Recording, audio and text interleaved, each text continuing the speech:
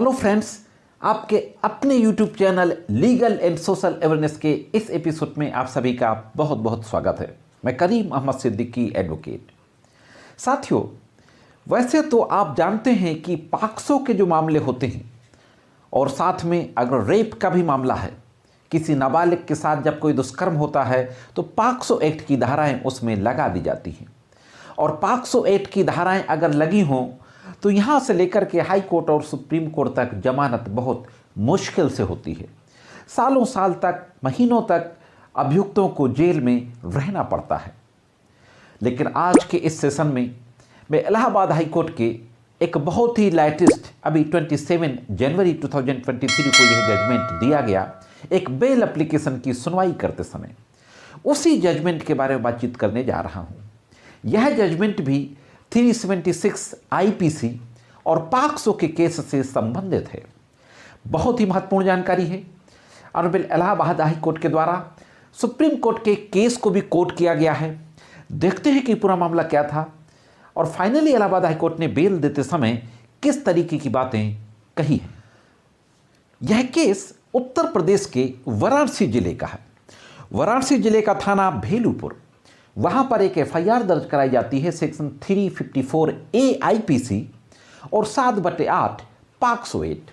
यह आरोप लगाया जाता है कि 10 साल से कम उम्र की एक नाबालिग बेटी, उसके साथ एक लड़के के द्वारा जो कि उसका करीबी रिश्तेदार था, उसके साथ बदतमीजी की जाती है और यह आरोप लगाते हुए एफआईआर दर्ज कराई जाती है। केस की इन्वेस्टिगेशन होती है और विवेचना के उपरांत विवेचक महोदय के द्वारा जो आरोप पत्र लगाया जाता है वह धारा 323, 506 और 376 ABIPC और 5M/6 पॉक्सो एक्ट में चार्जशीट दाखिल की जाती है। इस दौरान अभियुक्त की गिरफ्तारी होती है विवेचना के दौरान और अभियुक्त जेल भेज दिया जाता है। सेशन कोर्ट की जो स्पेशल कोर्ट होती है पॉक्सो की, वहां पर बेल एप्लीकेशन डाली जाती है, उसकी बेल खारिज हो जाती है और मामला इलाहाबाद हाई कोर्ट पहुंचता है। इलाहाबाद हाई कोर्ट में criminal miscellaneous bail application number 48569/2022 ये दाखिल की जाती है और अभी 27 जनवरी को उसमें आदेश पारित किया जाता है। महत्वपूर्ण बात यह है कि जो आर्गुमेंट हुआ दोनों पक्षों की ओर से, वो आर्गुमेंट क्या हुआ हाईकोर्ट के समक्ष और हाईकोर्ट, इलाहाबाद हाईकोर्ट के न्यायमूर्ति महोदय के द्वारा बेल का आदेश पारित करते समय किस तरीके की महत्वपूर्ण बात कही गई और क्या टिप्पणी की गई, इस पर भी एक नजर डाल लेते हैं। दोस्तों, अभियुक्त यानी जो आरोपी की ओर से जो आर्गुमेंट किया गया बेल एप्लीकेशन की सुनवाई के समय हाईकोर्ट के समक्ष, वह यह कहा गया कि इनिशियली स्टेज पे एफआईआर 7/8 में दर्ज होती है, 376 की कोई बात नहीं होती है और जो प्रोसिक्यूटिक्स थी, जो नाबालिग विक्टिम थी, उसके फादर के द्वारा मेडिकल कराने से भी मना कर दिया जाता है और चूंकि आपसी फैमिली का डिस्प्यूट था, उस डिस्प्यूट के चलते स्टोरी को बढ़ा चढ़ा करके पेश किया जाता है और फिर 376 में चार्जशीट लगवा ली जाती है। यह भी कहा जाता है कि इन्वेस्टिगेशन वन साइडेड किया गया, आरोपी के साइड को नहीं देखा गया। इस तरीके का आर्गुमेंट करते समय बेल की मांग की जाती है। दूसरी तरफ जो गवर्नमेंट काउंसिल होते हैं और खुद वादी के प्राइवेट काउंसिल होते हैं, उनके द्वारा जो बहस की जाती है वह आरोप की गंभीरता से संबंधित की जाती है कि 376 AB का आरोप है, 5/6 पॉक्सो एक्ट का आरोप है जो कि बहुत गंभीर आरोप है।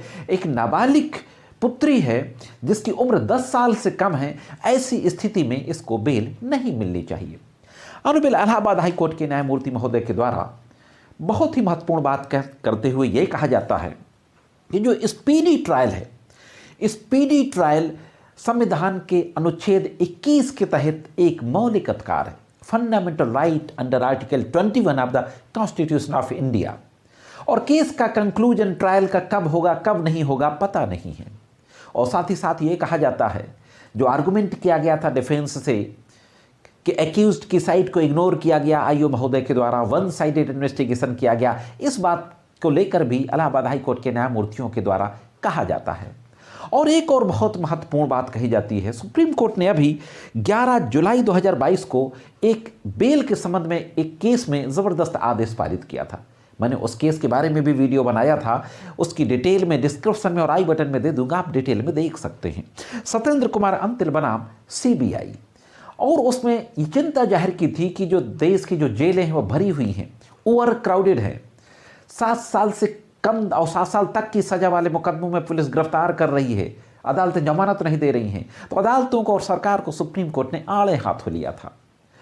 तो इलाहाबाद हाईकोर्ट के द्वारा इस मामले की बेल की सुनवाई करते हुए सत्येंद्र कुमार अंतिल के केस का भी जिक्र किया जाता है और यह कहा जाता है कि अभी ऑनरेबल सुप्रीम कोर्ट के द्वारा हाल ही में सत्येंद्र कुमार अंतिल में यह कहा है कि 5 और 6 टाइम ओवर क्राउडेड है जेलें, इसलिए ऐसी स्थिति में जेल में नहीं रखना चाहिए।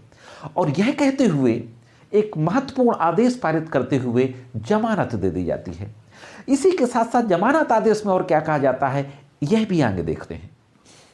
तो इस तरीके से पॉक्सो के केस में अभियुक्त को सत्येंद्र कुमार अंतिल की केस का सहारा लेते हुए न्यायमूर्ति महोदय के द्वारा जमानत दे दी गई। साथियों, मैं मानता हूं कि किसी भी न्यायालय के आदेश का सम्मान करना चाहिए।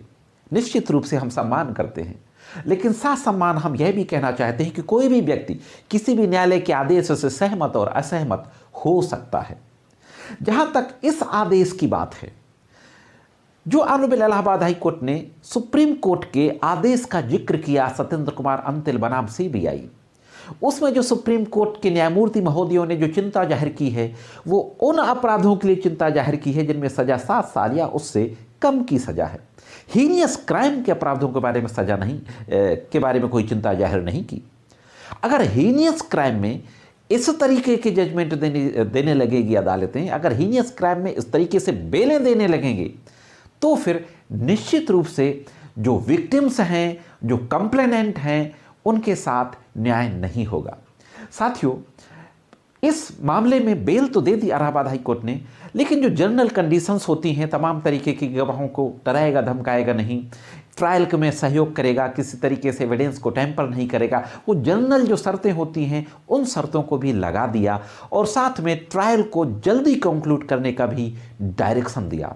तो दोस्तों, किसी भी जजमेंट से सहमत होना और असहमत होना ये एक अलग बात है, लेकिन मैं समझता हूँ कि वह तमाम लोग जो वाकई में जिन्होंने की घटना कारित की है और जेलों में बंद हैं, पॉक्सो के केस में, 376 के केस में, तो इलाहाबाद हाई कोर्ट के इस जजमेंट के बाद उन लोगों को जरूर इस केस का फ़ायदा मिलेगा। मैं समझता हूं कि यह जानकारी आपको एक बेहतरीन जानकारी लगी होगी। आज के सेशन में सिर्फ इतना ही। आप लोग कमेंट्स करके ज़रूर बताएं कि इस तरीके के बेल ऑर्डर के फैसले से, जिसमें कि पॉक्सो केस में इतनी गंभीर धाराओं में सत्येंद्र कुमार अंतिल के केस का जिक्र करते हुए जो जमानत दी गई, इस मामले से आप कितना सहमत हैं, कितना नहीं सहमत हैं, कमेंट्स करके ज़रूर बताएं। आज की वीडियो में सिर्फ इतना ही। मिलते हैं किसी अन्य वीडियो में कानून की कुछ अन्य जानकारियों के साथ।